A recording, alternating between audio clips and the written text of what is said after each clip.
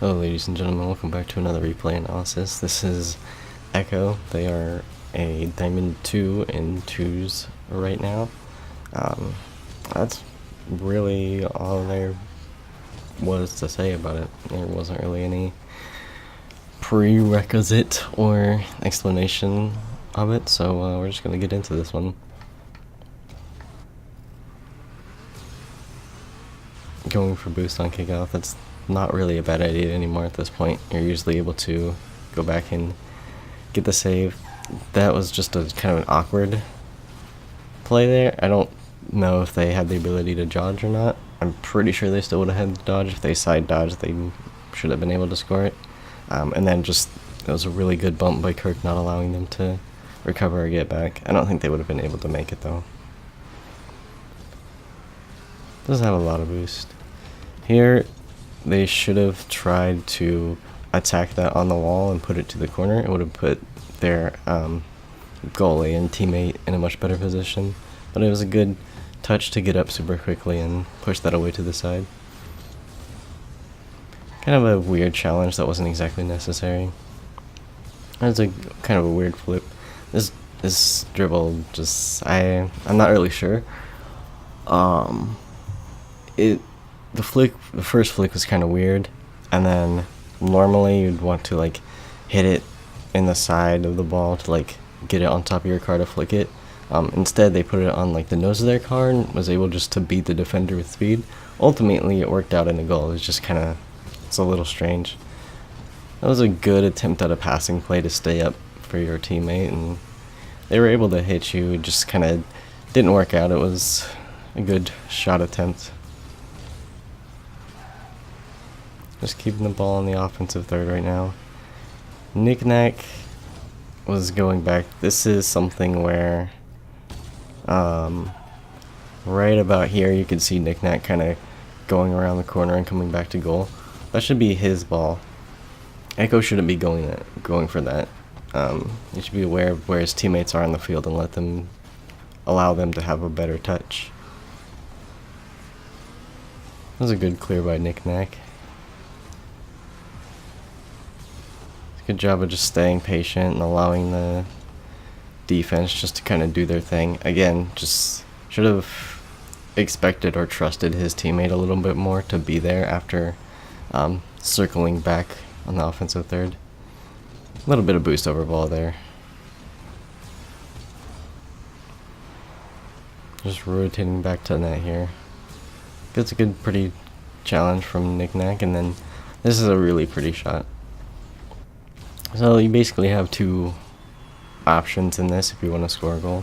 You can either do what Echo did and pop it up and then go for it again, or you could go for just a quick shot off the ground. They both have their pros and cons. If you go for the quick shot, it'll be much faster, but you have to be more accurate, whereas if you take your time to set up the shot, you can get more precise on it, but you give the defenders a little bit more extra time to try and adjust and get back to it. Kind of a weird play here. Again, waiting for the pass. Knick-Knack kind of loses control of the ball here.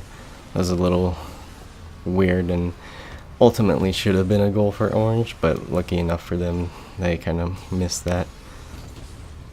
It was a good idea to put it on net, but the better option would have been to try to pass it to Knick-Knack, since both defenders on Orange were going back to goal. And usually, even at this level, they'll be able to save it, so trying to misdirect them and give it to your teammate is better. This goal here is just weird. I don't really think it was any, well, it was just kind of a happenstance goal. Knick-Knack takes a little bit too much time and doesn't attack this very quickly, even though he has a lot of boost. And he ends up just hitting it into the boot of Anenra? Which just pinches it off the wall. It was a really strange goal that didn't really make any sense. It's a good kickoff there to put it into the side. Kirk actually had a really nice bump on him to disorient him and not allow him to get back to the ball at all. That was a really poor challenge by Knick-Knack. We're gonna go to his cam real quick. Or is it Knick-Knack? It is Knick-Knack, okay. So basically on this play, Nick Nack either needs to turn towards goal or challenge right there. They just took way too much time in limbo and didn't challenge that fast enough, which led to Anon-Ra being able to hit that ball around him. You got about 2 minutes left with one goal down. Definitely possible. Not out of the realm of reality. That was a bit of a rush challenge from Echo.